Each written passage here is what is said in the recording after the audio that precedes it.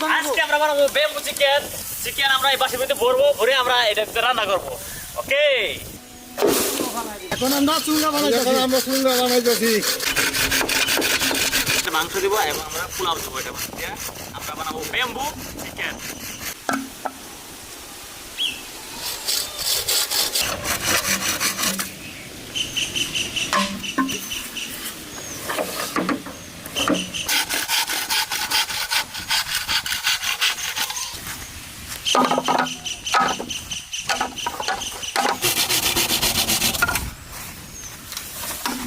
আমাদের এই বেম্বু কাটা শেষ। এখন বৃষ্টি আইব, প্রচুর বৃষ্টি আসতেছে, ঠিক আছে, ঝড় আসতেছে। আমরা ঝড়ের পরে এখানে দিন পরিষ্কার হলে আমরা আবার ভিডিও করব।